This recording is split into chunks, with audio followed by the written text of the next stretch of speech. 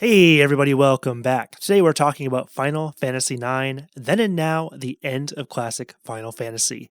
Not only is it my favorite Final Fantasy game, but it is considered the best by many people.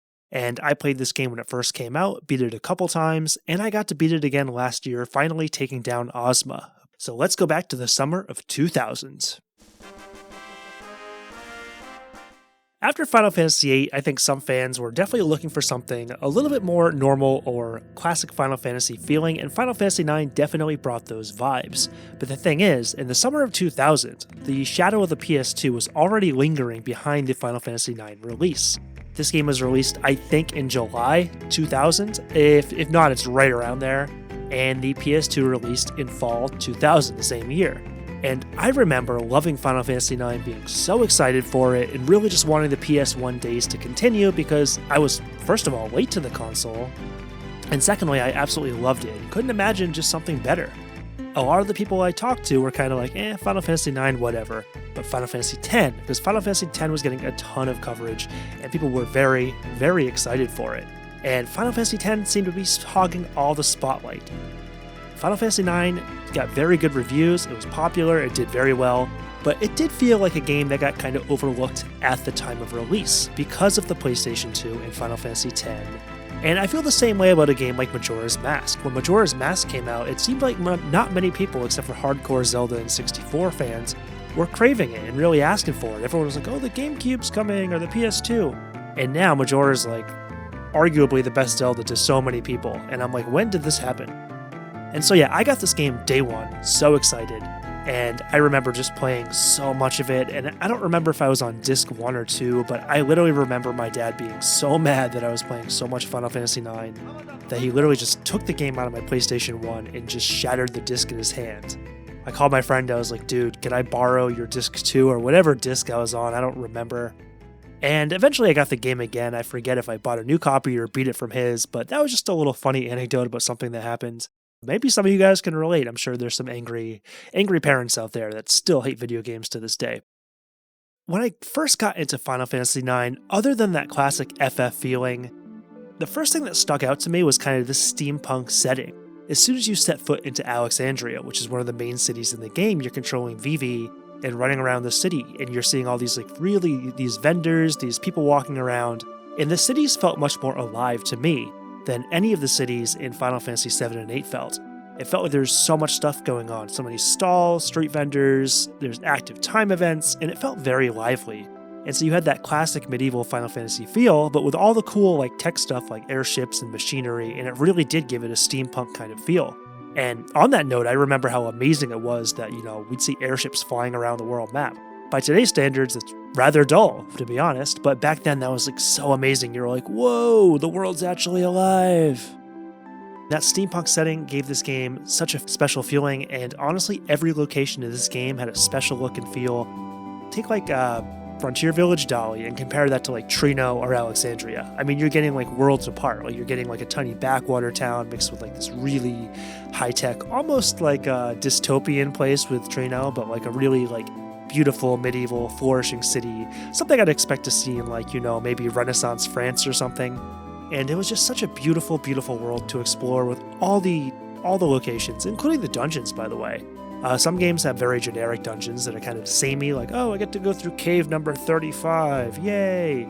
Pokemon, looking at you with that one. But no, Final Fantasy IX's dungeons all kind of stand out. I can remember them all, and there's honestly very few that I despise. Final Fantasy VIII, there's a couple places I hate. I hate going up that winding prison in Disc 2. I can't remember the name of it, but there's a prison you need to go up a million flights of stairs, and every floor looks the same and is boring and monotonous. Ugh. There's nothing like that in Final Fantasy IX. That's another thing about it, is the steampunk setting and the dungeon settings. Everywhere you go is something cool to look at, cool to see, cool to explore, fun to play. And there's very, very few bad parts of the game. Almost none. I really can't think of any. Replaying it last year, there's no part that just felt like it dragged too long, which is amazing. Next, I want to talk about the tone of the game. FF7 was a very dark, serious game, kind of following in the wake of FF6, to be honest. 8 how do we describe 8? It's more like kind of romantic and sci-fi mixed together. I don't know. 8 is so weird. Like I replayed that and the dialogue is so cringy. Like I just couldn't believe I thought the game was so incredible back in the day. Like it is still a cool game. I have all the nostalgia lens for it, but God, the dialogue is so cringy in that game at times. But no, FF9 feels kind of like a picaresque, more lighthearted, kind of like Final Fantasy V meets like Final Fantasy VII, kind of. So it's lighthearted, but it has punches with very serious moments, and it has some very serious themes. And everything in the game, again, feels very authentic, endearing, and very powerful. The people that think like 6 and 7 were a little bit too dark, I think 9 will really strike a balance with them. And I think one of the most amazing things is every one of your characters really brings a different theme, a different element of the human condition, and a different storyline to the table that are all interesting. I mean, maybe minus like Quinna, because it's optional, and Amaranth, I forget that guy's name right now, but the last character you get, he's kind of a lame-o too. But let's talk about the characters for a second, because they really do fill in the tone of the game. We start with Zidane or Zidane, I never know how you say this guy's name, but he's the main character, and he's honestly the first FF protagonist since Bart's that's not really an emo. I mean, like Cloud is like an emo, Squall's an uber emo, Terra, I love Terra, she's cool, but she definitely had that kind of like dark history and that, the existential crisis in her. And so honestly, it's kind of nice to see a more upbeat, positive main character here. And he has a heart of gold, keeps everyone optimistic. And honestly, that for me, really made me like him. Like for some people, it's probably going to make him seem a little bit less relatable because people want that main character that has this, a lot of struggle. But Zidane's struggles are really, I think, they come later in the game when it comes to his existential crisis. But also just, he's someone that's really good at listening and helping other people through their crises. And I think that's something in the modern world that we should all strive towards more. I mean, being better listeners, being more there for people, more selfless. And I think Zidane is a great character that embodies these qualities that we really should aim for in real life. And then we move on to Dagger, or Princess Garnet. She's not your typical princess. She's sweet, she's pretty, fashionable. But then, through the game, she's out there studying the common vernacular, saying these kind of funny phrases incorrectly. She's cutting her hair. She's out there fighting. And, her struggle with her mother is probably like the crux of her plot in the game. And it feels very heartfelt, very emotional, especially, when they kind of drain the summons from her and basically kind of like steal away her identity, I guess.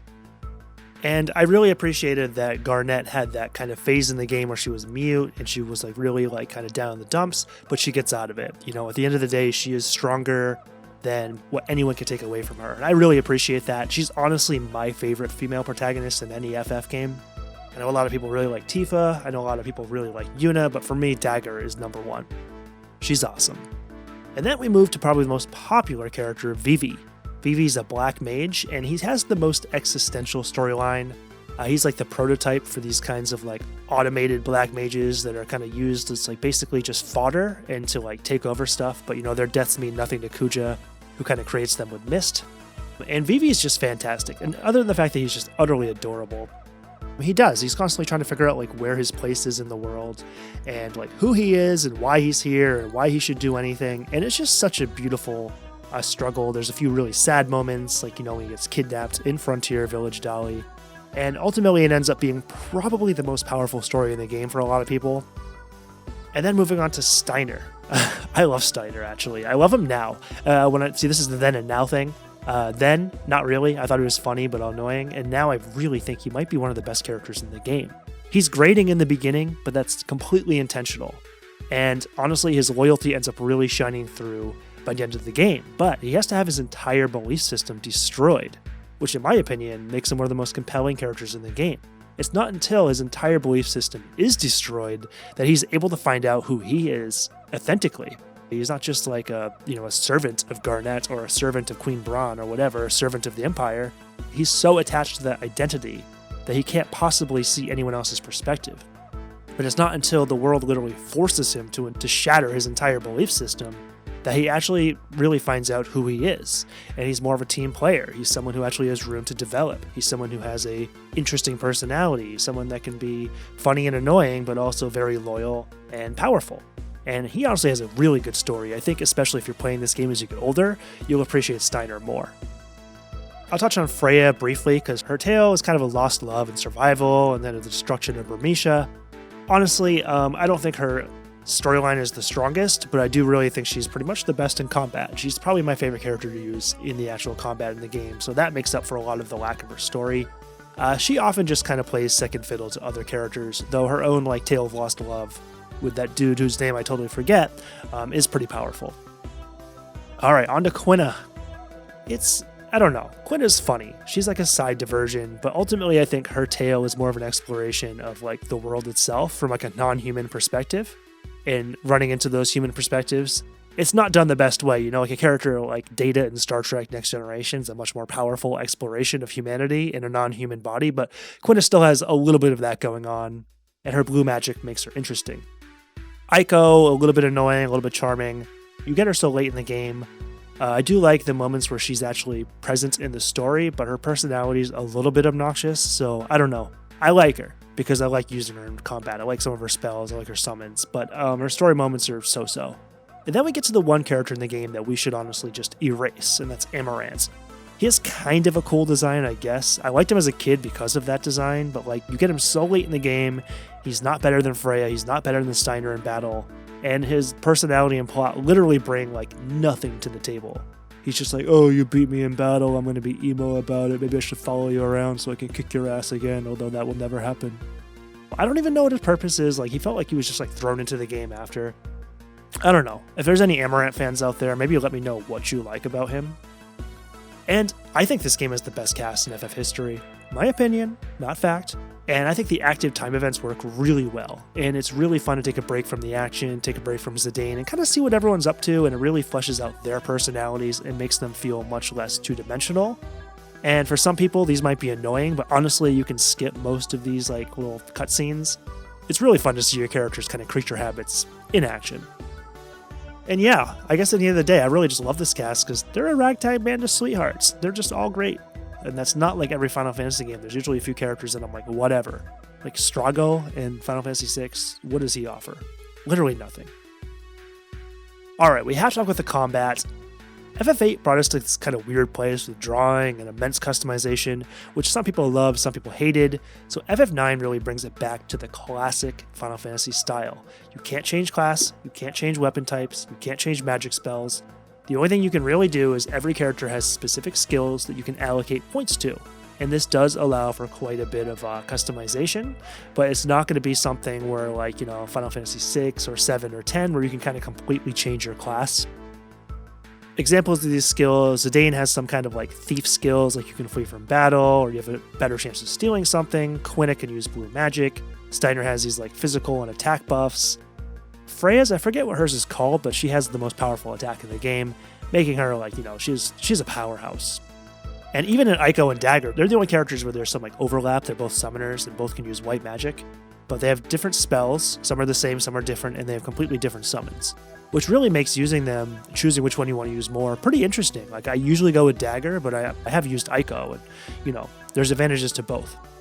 And honestly, for anyone who's like, oh, there's not enough customization in this game, go fight Ozma. You will learn just how nerdy you can get with the equipment, skills, and party options, because beating Ozma is a chore. It's more mechanical and methodical than it is, like, oh, I just gotta level up and brute through it. No, you pretty much have to have like very specific equipment, specific skills, different things cast on your party. It'll totally make you nerd out. Just go for it if you don't like the customization. And this really brings me to the one con, the one thing I don't like about Final Fantasy IX. Truly, the only thing I can think of. The battle speed. It's incredibly slow. When you enter a battle, it takes forever. It just keeps on panning over the environment. You're looking at the mountains, the grass, whatever environment's around you, and finally, like 20 seconds later, after you've been looking at a black screen for a few seconds, by the way, finally enter the battle. And then you're treated to kind of a slow ATB bar. It charges slower than FF7 and 8, and if you're playing this game right after, it will feel slower. I guarantee this.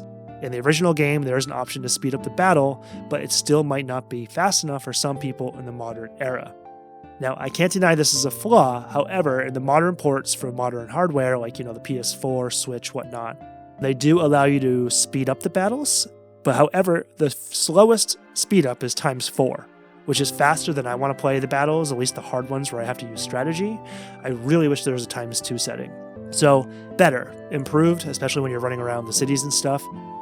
But honestly, I wish there was a ×2, and this is another reason I think that this game just really, really, really begs for a remake. I think it needs a remake more than 6, more than 7, because it is such a beautiful game, but it is a little held back by its slowness and kind of pushing the PS1 hardware to the limits. Okay, and speaking of the visuals, I mean, yeah, that's exactly it. The visuals of this game were incredible. It has those pre-rendered graphics, which look, a tad smudgy, but the character designs and the character polygons look fantastic. The characters look so much better than Final Fantasy VIII and especially FF7. And honestly, this is a case where the art direction really, really helps FF9. Like I said earlier, every place looks different. It has that trademark FF9 aesthetic that sits kind of between Renaissance France and 20th century steampunk. And it's beautiful. And seriously, if you want to make this game look even better, get it on the Switch and play it on the handheld. When those pixels aren't blown up across a giant 4K screen, it looks a lot better. It looks amazing in 720p on your handheld Switch. And finally, I want to talk about the themes in this game, because I think that, there's some stuff I took away from this game that this is a section where, guys, if you felt there's a theme or something that stood out to you, please let me know in the comments below, because this stuff's really powerful. I think this is why we play RPGs, honestly. Number one is you aren't just the sum of your parts. Vivi is he's more than a black mage, and he's more than just something that's created by someone else for a purpose. He has feelings, he has a personality, he can explore the world, he can explore what it means to be a sentient living creature. This becomes very painful to watch in the game as you realize the black mages start to expire and they learn that they're going to die, so they become aware of death. And it's tragic, but they also realize, oh my god, we're alive. We have the gift of life. We have the ability to explore our existence, to improve the things around us, to improve things for the future of our kinds. And you kind of have the struggle too with Kuja and Zidane, where they're called genomes. And yeah, they're sort of stuck in this thing where we were created for a purpose as well. And we both feel like we're bigger than that purpose. We don't want to just be puppets in someone else's game or grand scheme. Steiner taught me that sometimes, duty is nothing more than a mirage or an excuse. And sometimes, these ideals you hold are not who you are. These ideas that you cling to are not you. You need to kind of destroy stuff sometimes and look beyond, these kinds of, these facades to find out who the real you is. And sometimes that's painful. Sometimes that means you need to destroy bad beliefs. Sometimes that means you need to give up on something you believe for a long time, or, maybe sometimes you need to end a friendship or something. But, ultimately finding out who you really are and experiencing that is worth it. And Dagger taught me that family is not someone who's necessarily related to you or who you grew up with, but the people that actually care about you, that are actually around you, that keep contacting you. Queen Braun eventually dies, and Dagger has to witness this, more or less, and she still has sympathy for her mother. And you really feel that. You're like, yeah, this woman sucked. Queen Braun sucks. There's no other way to say it. But, at the same time, I still feel really bad for Dagger losing this person who was pivotal to her life experience. And Quina taught me that most things are just not meant to be edible. Don't go around chewing your couch. Oh, and I do have one more thing I really want to talk about, because I do think this is so key to the FF games, and that's the side quest. A lot of the FF games have side quests that just, quite frankly, piss me the hell off. I hate Chocobo Racing in FF7. I hate Chocobo Racing in FF10. But honestly, FF9 has pretty good side quests. I like Chocobo Hot and Cold, and it's hilarious if you play this on a new console and break the entire game. With the speed up option, put times 16, you'll get all the Chocographs pretty much immediately. It's hilarious. And honestly, I just love the Chocographs. It's really cool to explore the world, get more acquainted with it, and it's like a little mini puzzle, exploration and puzzle. It's a break from the action, break from combat, break from dungeon exploring. It's fun. Not everyone's going to like it, but I did. And it's really fun to get to do side quests that relate to kind of like classic Final Fantasy species, like the Moogles. I don't take that one very seriously. I just get all the mail I can get throughout the game. I've never finished that, I don't think. But, it's still cool to talk to the Moogles and see how they talk to each other, and see the Chocobos, get that gold Chocobo. Really cool. And then we end at Ozma. This is like your big baddie in this game, like your Ruby weapon or Emerald weapon FF7. And I can never beat him as a kid, but when I played this game in 2021, I did manage to beat him, and it felt so great to finally conquer that big bad boss in FF9. And honestly, I had fun nerding out and getting all the equipment and everything ready for it. I don't really have a proper way to sum up how amazing this game is. Really, I can't. But all I can say is that it is my favorite FF, and the only flaw I really see is the battle speed, which is a big flaw. Sadly, there's never going to be a game like this in the Final Fantasy series again. Final Fantasy X still has a lot of the classic feel, but FF9, in my opinion, is the true last classic Final Fantasy game. And thanks to its simplicity, solid visuals, and really cool ports, it's far more accessible in my opinion than something like Final Fantasy VIII and probably even Final Fantasy VII at this point. And it remains one of the most beautiful RPGs that were ever made. The slow loading will start to become less of a problem as you keep playing the game, especially if you have speed up options. But seriously, come on, let's get FF9 remade. All right, my question to you guys: what do you love about FF9? What do you not love about it? And who is your favorite character and why? Game on. Catch you next time.